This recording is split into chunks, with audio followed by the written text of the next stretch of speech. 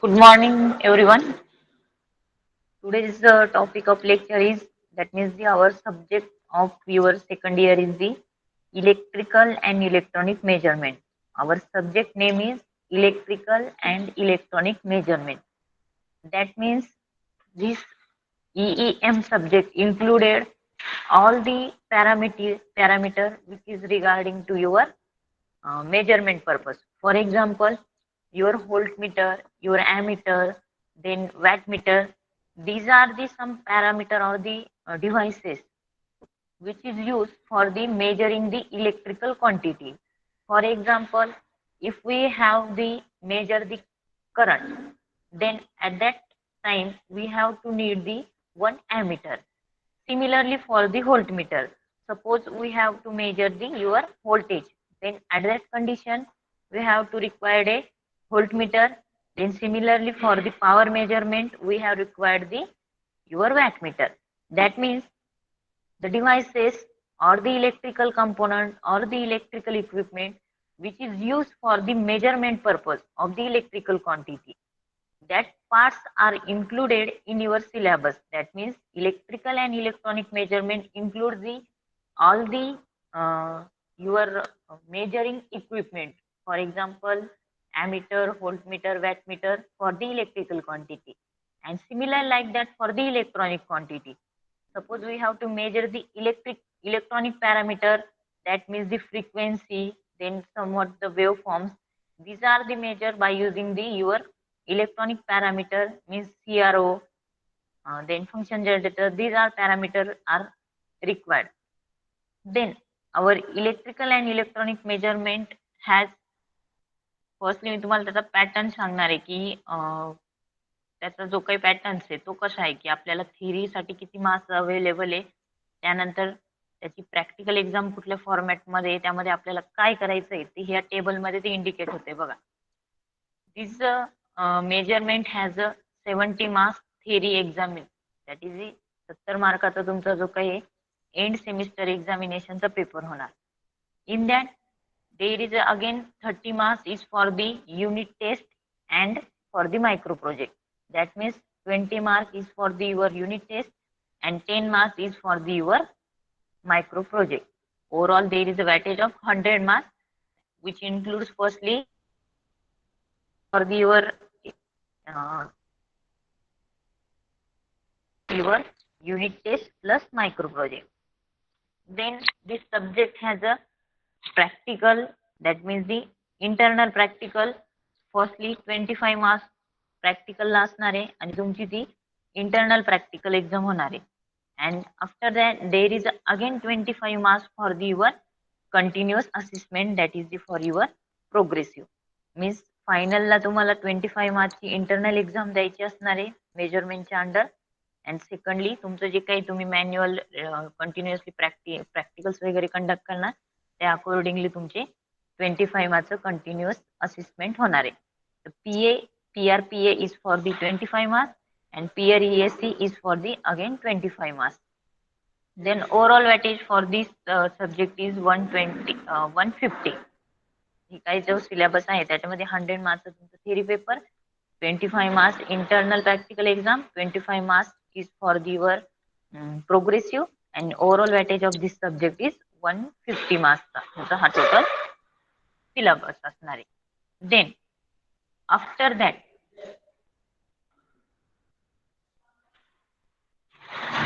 Next is the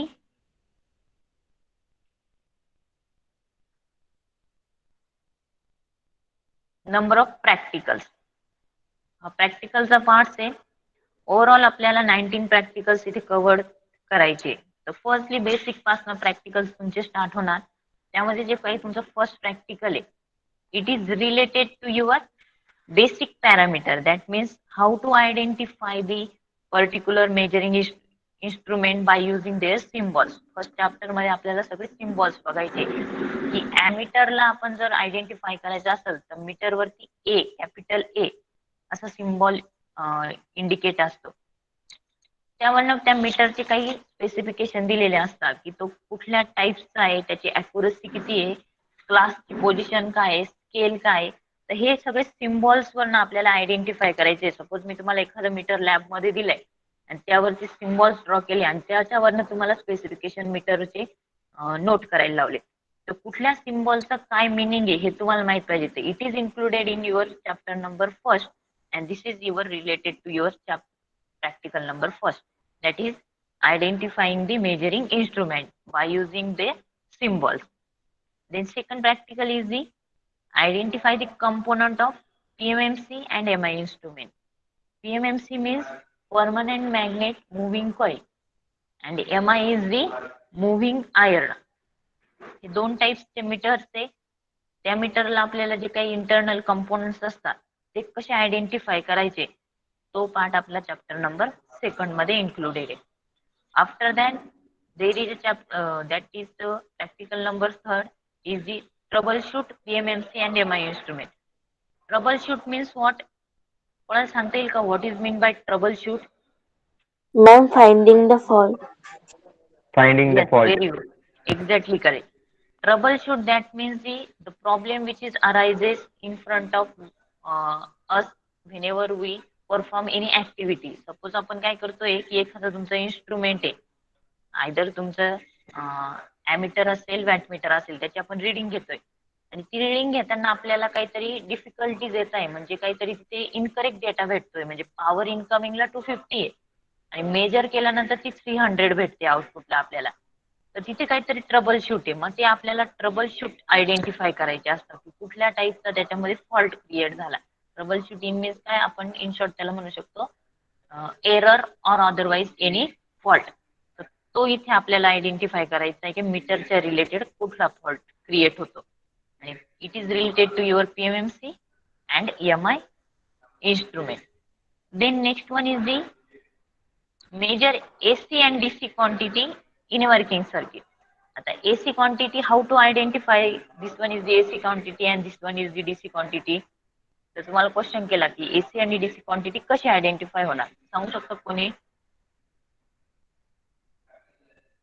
students?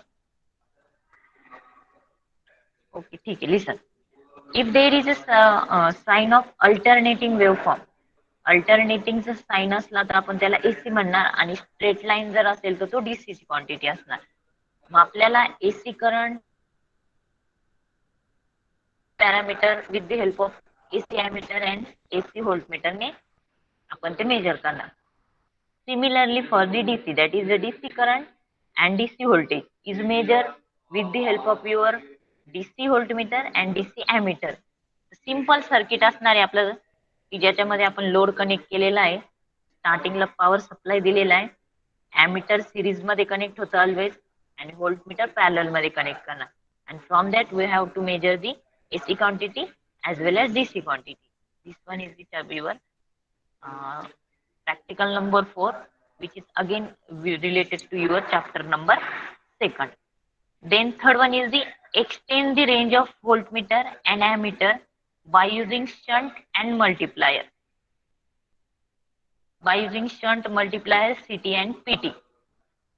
Suppose we have to measure the 1000 ampere current with the help of 5 ampere meter or 10 ampere meter. It is possible. Suppose आपल्याला 1000 एम्पियरचा current measure करायचा आहे with the help of your 5 ampere ammeter और 10 ampere ammeter. Possible आहे का? Answer द्या. नाही. नाही. मग असं पॉसिबल नाही. सपोज एवढा हाय अमाऊंटचा करंट आपण जर या लो रेंज एमीटरने किंवा दुसरं सपोज व्होल्टेज पण हाय व्होल्टेज लो व्होल्टेज जे काही व्होल्टमीटर त्यांनी जर मेजर केलं तर ते इमिजिएटली बंद होणार.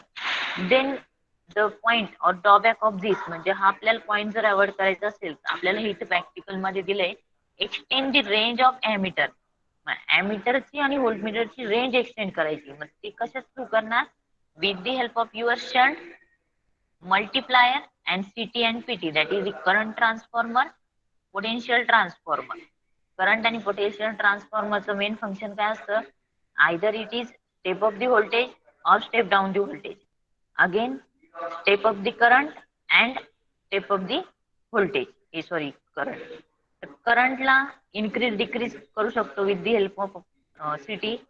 सेम व्होल्टेजला पण इन्क्रीज डिक्रीज करू शकतो.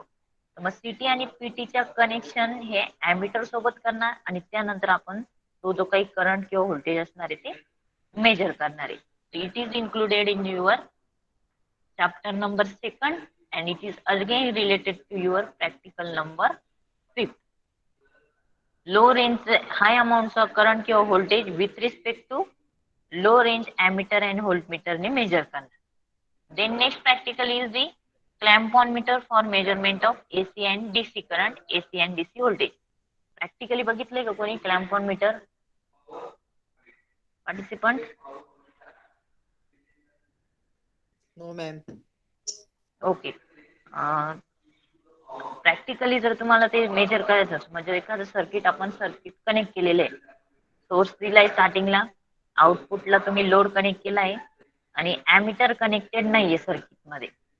करंट मेजर करायचं आहे. It is essential to connect the ammeter in this circuit, otherwise we cannot measure the current. Circuit मध्ये जर तुमचं ॲमीटरच कनेक्टेड नसेल तर तुम्ही ते मेजर करू शकणार नाही. But with the help of clamp on meter. Clamp on meter काय आहे की एक तुमचा त्याच्यामध्ये सीटी बसवलेला असतो. विदाउट कनेक्टिंग और विदाउट डिस्टर्बिंग दी सर्किट. सर्किटला डिस्टर्ब न करता फक्त आपण जो काही तो क्लॅम्प ऑन मीटरचा नॉब असतो तो फक्त तुमच्या वायर्सला फक्त असा कनेक्ट केला की तुमचा ऑटोमॅटिकली त्यामध्ये करंट काय होतो मेजर होतो. हे पण आपल्याला प्रॅक्टिकल बघायचंय की क्लॅम्प ऑन मीटरच्या हेल्पने आपण एसी आणि डीसी क्वांटिटी कशी मेजर करणार. It is again your included in your chapter number 2nd. That is it is related to chapter number 2nd. Then third one is the electrodynamic wattmeter for measurement of power in single phase circuit. Always power measure करायचे असले तर आपल्याला तिथे काय लागणार आहे तुमचा wattmeter लागणार आहे.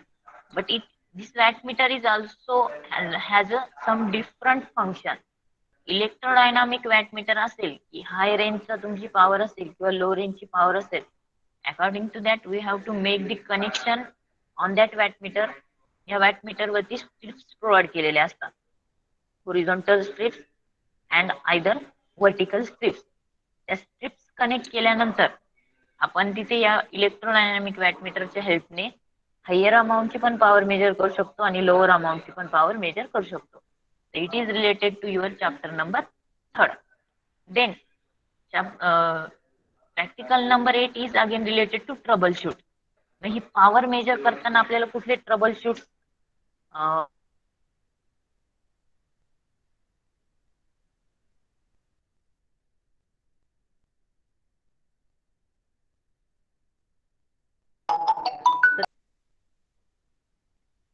that troubleshoot is finded by using your practical number 8 and which is included in chapter number 3. That is the troubleshoot of electrodynamic wattmeter. Wattmeterला power measure करताना कुठले troubleshoot arise होता. It is included in chapter number 3rd. Next one is the use single wattmeter for measurement of active and reactive power of three-phase balance load. Suppose there is a three-phase power, that means and of balance load. Balance loads means what? R, Y, B. There are three phases. R phase la two number of bulbs connected है. Similarly, on Y phase also connect the two number of bulbs, and again on B phase connect same number of bulb. म्हणजे प्रत्येक phase वरती जर equal अमाऊंटचा load असेल तर त्याला आपण balance load म्हणणार. आणि त्या बॅलन्स लोडची जर आपल्याला active power and reactive power measure करायची असेल तर त्यासाठी आपण आयदर सिंगल वॅटमीटर यूज करतो, अदरवाइज 2 वॅटमीटर यूज करतो किंवा 3 वॅटमीटर यूज करणार. बॅलन्स लोड असेल आणि एक सिंगल वॅटमीटर असेल तर त्याच्या रिलेटेड ते कनेक्शन आणि ती पॉवर कशी मेजर होणार. It is included in your practical number 9 and chapter number 3. Chapter number 3 मध्ये आपल्याला पॉवर मेजर करायची आहे with the help of single wattmeter. Then practical number 10 is the use 2 wattmeter for measuring the active power of three phase balance load. 9 number practical मध्ये single वॅटमीटरच्या हेल्पने तुमची power major होत होती. 10 नंबरच्या practical मध्ये 2 wattmeter, that means the 2 number of quantity of wattmeter is used to measure the your power. Then it is related to again your chapter number 3. Then chapter number 4, it is related to your energy meter. That means calibrate single phase energy meter by direct loading. Calibration means what? Can anyone tell me what is mean by calibration? Participants, calibration means what?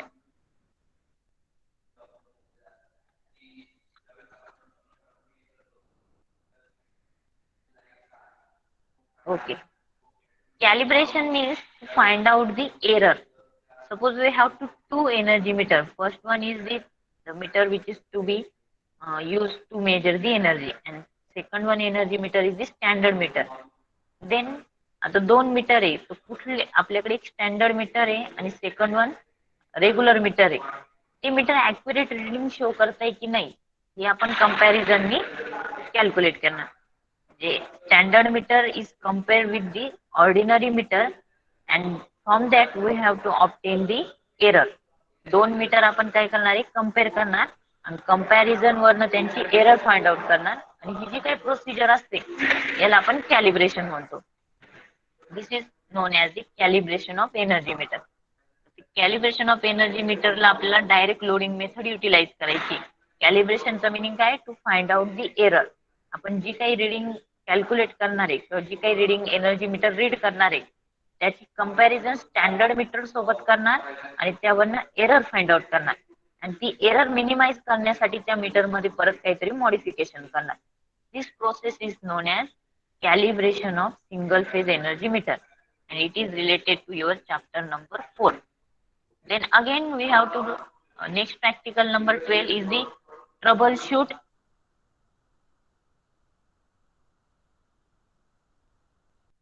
We have to find a problem which is arises while calculating the energy.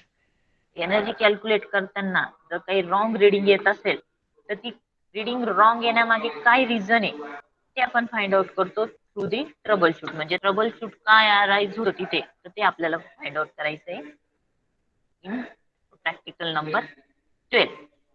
Then practical number 13 is the use digital multimeter for measurement of AC DC current, AC DC voltage.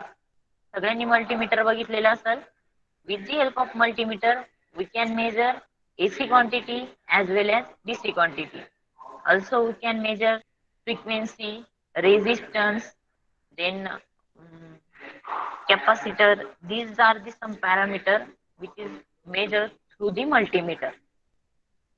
Then next one is the measurement of low resistance. इथे आपल्याला bridges use करायचे. तुमचा Wheatstone bridge येणार, त्यानंतर kelvin double bridge. तर हे तुम्हाला chapter number 5 मध्ये पहिले थेरॉटिकली पार्ट आपण बघणार आहे आणि त्यानंतर प्रॅक्टिकली आपण ते मेजर पण करून बघणार आहे. Then next one is the use megger for insulation measurement. Suppose there is a one conductor, over that conductor there is a insulation. Then suppose we have to measure the resistance of that insulation. म्हणजे वायरच्या वरती जे काही तुमचं insulation असतं कंडक्टरच्या वरती त्याचा जर रेजिस्टन्स मेजर करायचा असेल तर तिथे तुम्हाला मेगर ही डिव्हाइस युटिलाइज करायचं असतं. Megger is also called as a hand driven generator. Hand driven generator म्हणतो किंवा इन्सुलेशन टेस्टर याला म्हणता.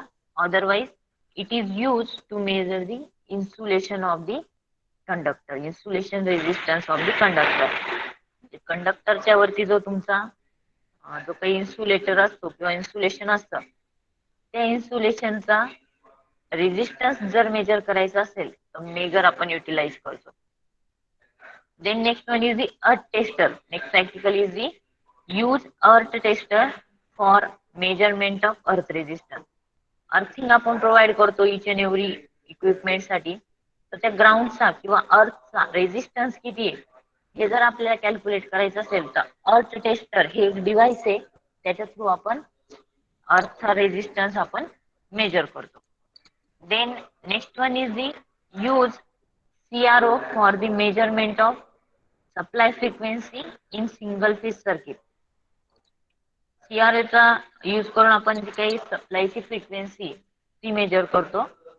And last practical is the use trivector meter for measuring the kW, kVAR, kVA of the power line.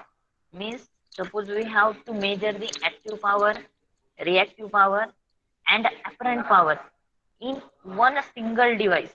एका single device मध्ये आपल्याला जर सगळ्या power major करायच्या असतील तर ते meter, that means this meter is known as the trivector meter. तर ट्रायव्हेक्टर मीटरचा यूज करून आपण जी काही आपली पॉवर लाईन असते म्हणजे ट्रान्समिशन लाईन किंवा डिस्ट्रीब्युशन लाईन त्याची आपण फर्स्टली ऍक्टिव्ह पॉवर मेजर करू शकतो, secondly reactive power and third only your apparent power. In addition to that, we can measure the power factor, current, line voltage, phase voltage. हे सगळे parameter आपण एका single metre मध्ये ज्या केस मध्ये major करतो. And this meter is called as a trivector metre.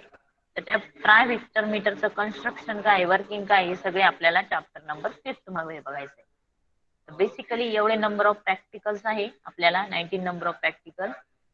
each and every practical is very important to your electrical engineering. म्हणजे हे जे काही डिवाइस बेसिकचा जो काही पार्ट आहे it is very important in your further engineering.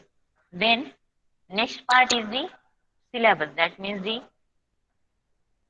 chapter number 1, fundamental of measurement. Syllabus किंवा आपल्या सब्जेक्टच नेम आहे electrical and electronic measurement. Fundamental काय मेजरमेंटचे ते आपल्याला चॅप्टर नंबर 1 मध्ये बघायचंय.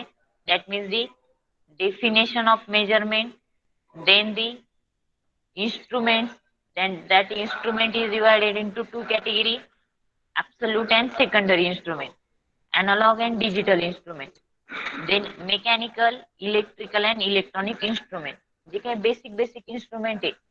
Then which is the absolute instrument, which is the secondary instrument, then which one is the analog, which one is the digital. आपण म्हणतो की it is the digital ammeter, पण हे कशावरून आपण आयडेंटिफाय करणार आहे की it is a digital ammeter किंवा त्याच्यामध्ये कुठले पॅरामीटर आहे ते आपल्याला सगळे हे चॅप्टर नंबर 1 मध्ये बघायचे.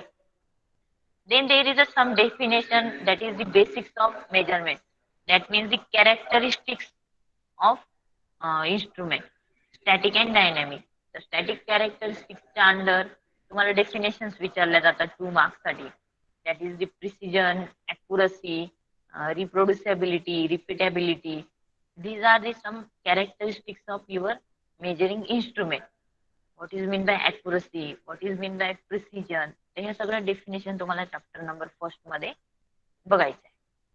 Then next one is the measurement of voltage and current. Obviously we can measure the voltage and current with the help of ammeter and voltmeter. So overall chapter मध्ये आपल्याला PMMC, that is the permanent magnet moving coil, and MI, that is the permanent magnet moving iron and permanent magnet moving coil. हे 2 टाइपचे metres आहे, ammeter आणि व्होल्टमीटरचे. त्याच्या construction वरनं त्याचे types आहे आणि त्याची आपल्याला सगळी इंटरनल कन्स्ट्रक्शन स्टडी करायचं आहे.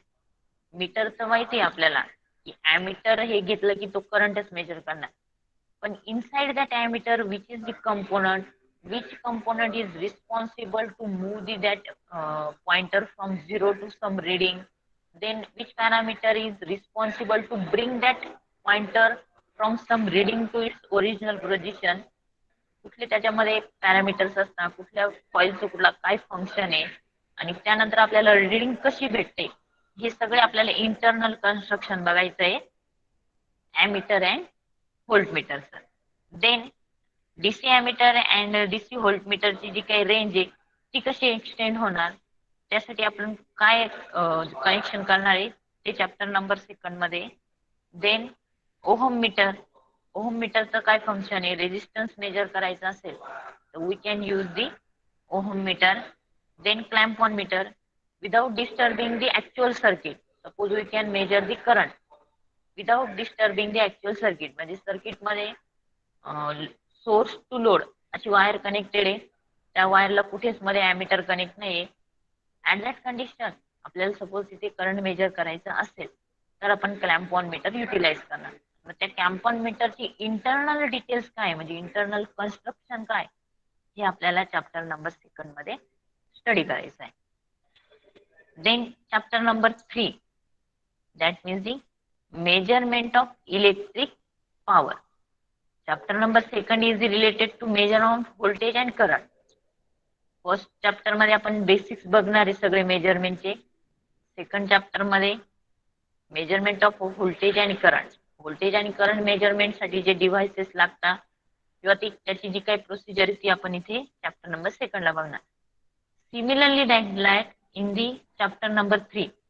Chapter number 3 is totally for the your electrical power. Power कशी मेजर करणार आणि पॉवर मेजरमेंट साठी मेन कंपोनंट असतो तो तुमचा असतो वॅटमीटर. मग त्या वॅटमीटरचं इंटरनल कन्स्ट्रक्शन हा फर्स्ट पार्ट आहे आपला. That means the which these are the main there is a two basic coils in the wattmeter. First one is the your pressure coil and second one is your current coil. या दोन coil वरती तुमचं वॅटमीटरची symbol पण depends आहे आणि तुमचं पूर्ण working principle पण त्या वॅटमीटरचं depend.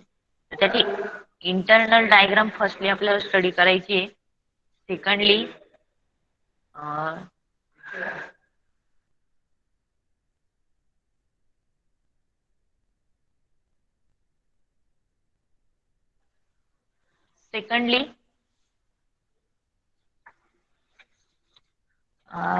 how to multiply that given reading with respect to your wattmeter reading. म्हणजे वॅटमीटरला मल्टिप्लाइंग फॅक्टर हा एक पॅरामीटर दिलेला असतो.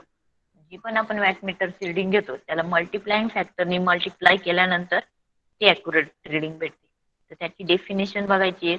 मल्टिप्लाइंग फॅक्टर कसा कॅल्क्युलेट करायचा तो आपण इथे बघतो. त्यानंतर कॅल्क्युलेशन करताना काही एरर्स ऑकर होतात. Some error which is occurred in the your wattmeter. मग त्या एरर कुठल्या आहे त्या एररचं बेसिक रिझन काय असतं जनरेट होण्याचं आणि त्यानंतर त्या एरर अराईज झाल्यानंतर त्या कॉम्पेन्सेट कशा करायच्या ती पण टेक्निक सिलेबस मध्ये आपल्याला इथे बघायची. Then active, reactive and apparent power measurement with the help of 1 wattmeter, 2 wattmeter and 3 wattmeter method.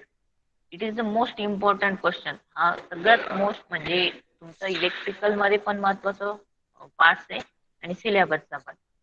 Measurement of active power with the help of 1 wattmeter, 2 wattmeter and 3 wattmeter method. Then next is the effect of power factor. Power फॅक्टरचा वॅटमीटरच्या रिडिंगवर कुठला effect होतो. Suppose unity जर आपला power factor असेल तर wattmeter काय रिडिंग शो करणार आहे. Suppose we have to lagging power factor 0.5 असा लॅगिंगचा पॉवर फॅक्टर आहे लोडचा. त्या केस मीटर मध्ये वॅटमीटर कुठली रिडिंग शो करते किंवा वॅटमीटर काय इंडिकेट करतो तो सेकंड पार्ट आहे. तर तो आपल्याला इथे स्टडी करायचा आहे. त्यानंतर मॅक्झिमम डिमांड इंडिकेटर पॉवरच्या रिलेटेडच तुमचं एक डिव्हाइस आहे. ते डिव्हाइस तुमची मॅक्झिमम डिमांड किती म्हणजे आपण ज्या वेळेस लोड सँक्शन करतो एमएससीबी थ्रू तर तिथे आपल्याला मॅक्झिमम डिमांड एमएससीबी ला प्रोव्हाइड करायची असते. ती मॅक्झिमम डिमांड इंडिकेट करण्यासाठी एक डिव्हाइस आहे. That device is nothing but your maximum demand indicator. Next one is the 4 quadrant meter and the phase sequence indicator. So these are the some devices which is utilized to measure the power. Understand up to this, participants? Yes, ma'am.